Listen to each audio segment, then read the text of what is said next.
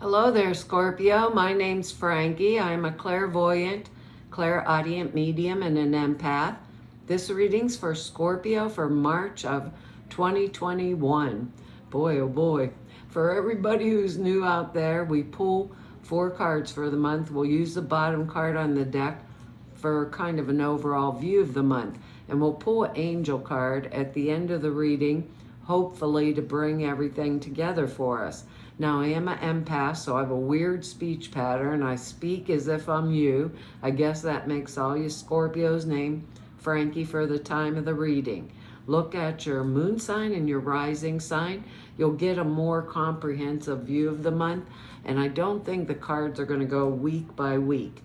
I think they'll blend in and out throughout the month as an overall theme. Now, we have nice words down here. We have a blip, or 2 blips actually, in our cards. Can we ever get away with it just being an easy month, really? We have enthusiasm, awakening, humor, respect, relaxation. And I was thinking to myself, I'm going to need our sense of humor with a couple of these cards here, so hang on to it and hang on tight there, Scorpio. But on the actual bottom of the deck, we have the Wheel of Fortune.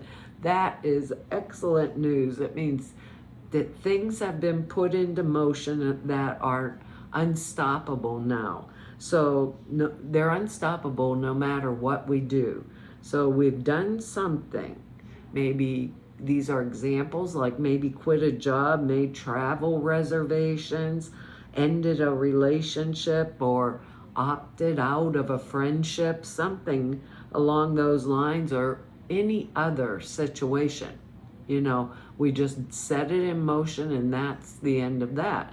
And now destiny's put into motion and it will turn out as it is intended to turn out.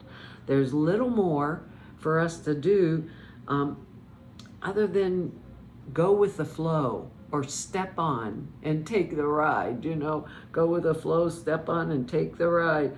There can be very unexpected, which is, we have an unexpected thing here in these cards, unexpected turns of events, but they are like meeting a person maybe that might give us some kind of offer of some sort, or a new opportunity coming into our life. But all of this would be part of the grand plan of our life, even if it seemed crazy. That's why I said keep your sense of humor. It's part of the grand plan.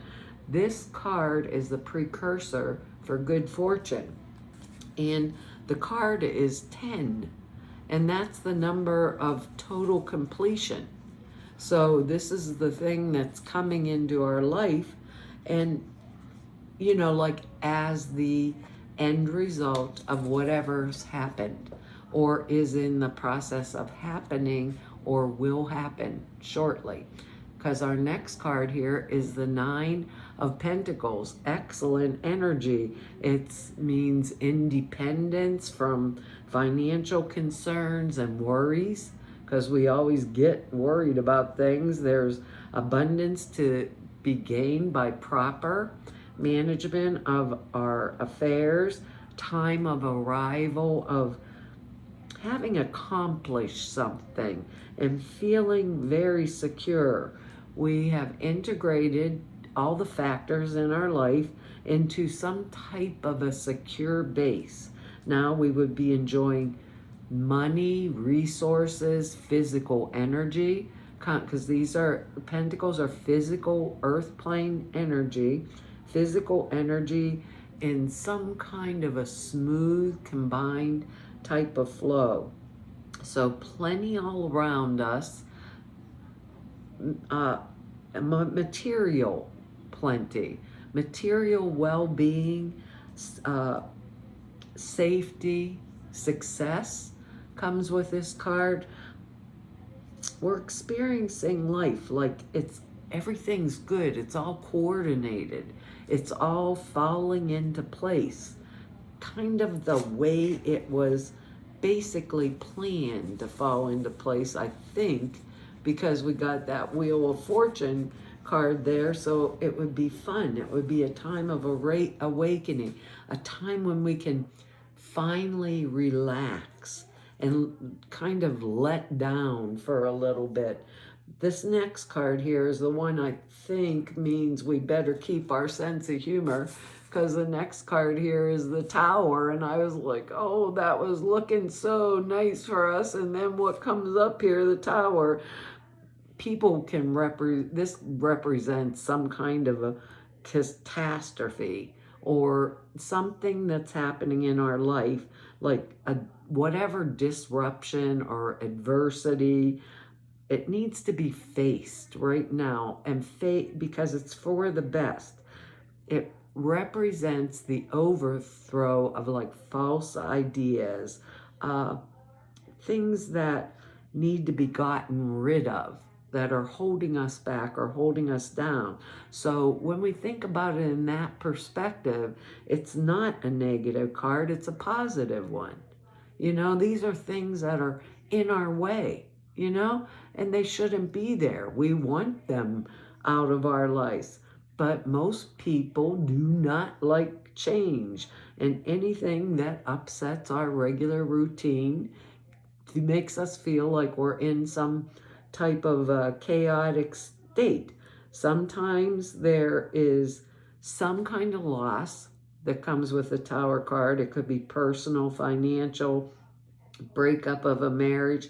But when we examine all the factors that were happening very carefully, the event could usually have been foreseen. And we Scorpios are extremely psychic.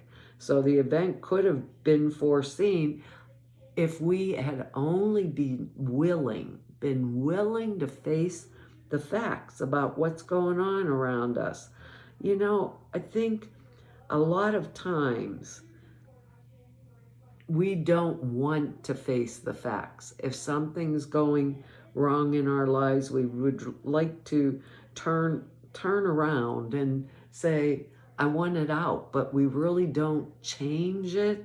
So when this comes, we've been stuck. It'll come when we're stuck in this type of status quo where we're unsatisfied and we're discontent, but we don't know how basically to make the needed changes that we have to make. So it fires off this urgent need to break free of any restrictions that have been maybe limiting any of our further development. You know, it's like, that's it. And I think about, could be just a simple, maybe a little argument. For some of us, it might be something we just really, truly didn't see coming. But I feel for the most of us, if we respect our intuition and we actually look around us at all the situations that are maybe bothering us at this time and really get a good, clear perspective of them, thinking about it, using our intuition, we would know what's wrong. Just basically because we're Scorpio. We are very intuitive, like I said. And I was thinking about these cards as I was laying them down. I'm like, this is kind of interesting because now we got another 9. But it's the 9 of Swords. And Swords energy is mental energy. We have 2 9s in here. 9s are about completion. Something is getting ready to get done and get over with and go on to something brand new in our lives. And it's brand new good. Basically, it's going to be a good thing. This card here means that we're being bothered by maybe extreme anxiety, nightmares, tension, unhappiness, regrets over past mistakes or misfortunes that are maybe keeping us up at night. I call this card the card of the little guy in our head. When we're having, we get into a confrontation with somebody in the daytime, right?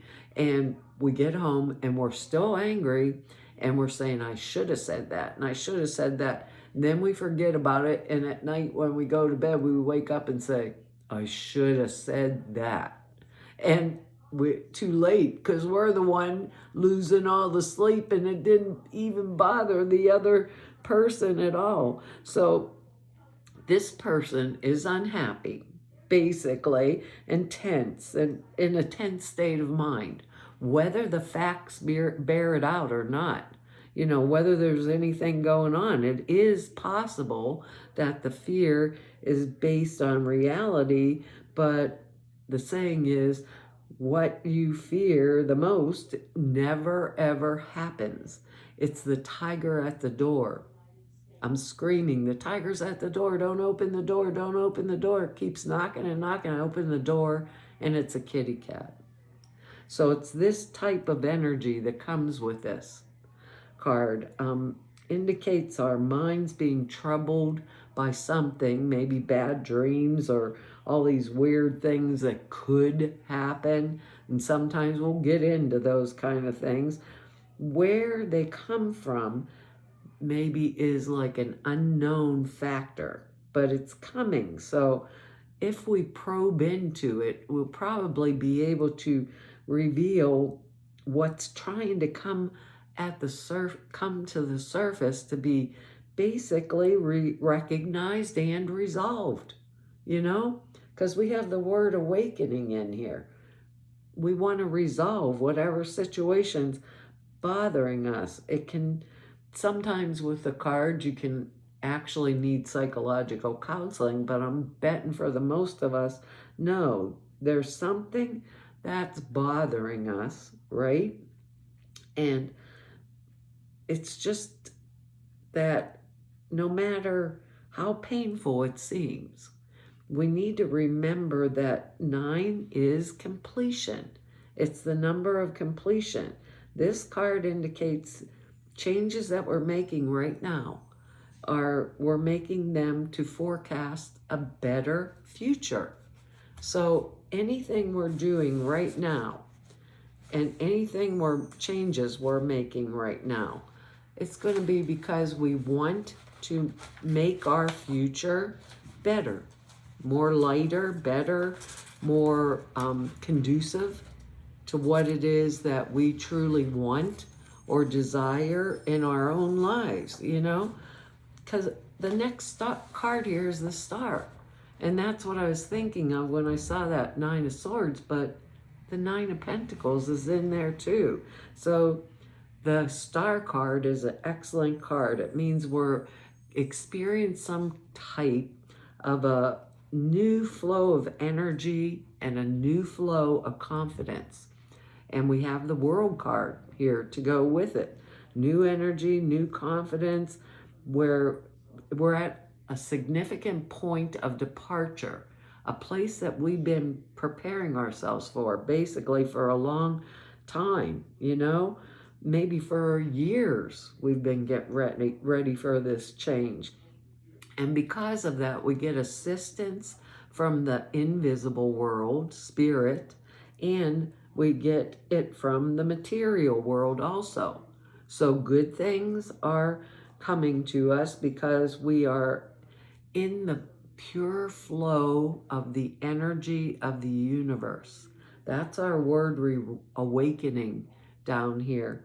And when you get in that pure flow like that, we're full of faith in life itself, believe it. And I don't think a lot of us have had a lot of faith in life itself in the recent times here, and all the processes and setting new goals for ourselves, things along those lines, new opportunities in careers and in relationships.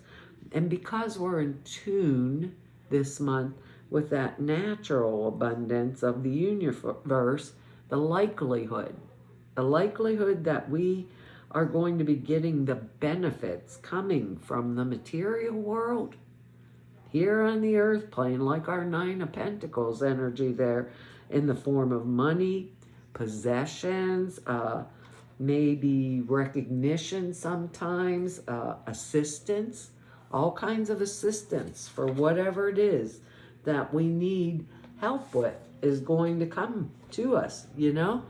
It's just because we're staying in that awakened state and in tune and keeping that relaxing, keeping that enthusiasm up when we're like being bothered by things, and really maybe meditating, finding out what is it that's holding me down, holding me back.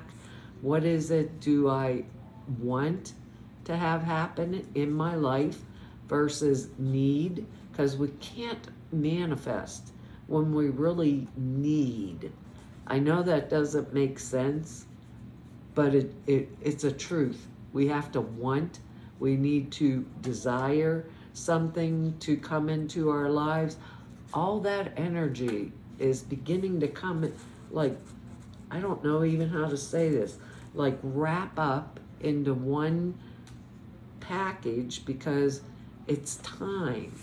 And when you get into that time where it's coming and going and it starts to build a type of momentum that is really important to us.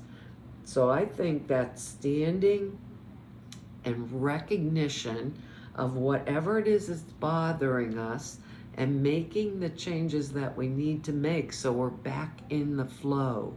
And that's going to be the important thing, getting ourselves back in the flow, not stuck in the tower energy, making the changes that could have been seen if we'd looked ahead of time, unless it's something truly unexpected, and keeping our sense of humor and just thinking in this forward manner that brings the world and the star and that ability to manifest. It's going to be excellent. And you have to be in the flow to do that. I guess we do have to be in a flow. Our angel card is giving and receiving. That's the flow. If I give it out, I should be open to it coming back in. And we Scorpios are generous. We usually say, no, you don't have to. This month, giving and receiving. Remember that. It says, entire universe operates in cycles similar to inhalations and exhalations. When you only exhale or give and only inhale, receive, you become out of rhythm with the universe. For optimal health, energy, replenishment, balance each inhalation in your life with an exhalation. That's kind of interesting energy here for us. I like it because they kept saying we have to stay in that flow energy this month. It's going to be really important, and we have to open our eyes and have recognition of what we don't want anymore, or what is keeping us awake or thinking at night and being bothersome, because it's time for it to finish up, complete, and us move on to this newer, better type of energy.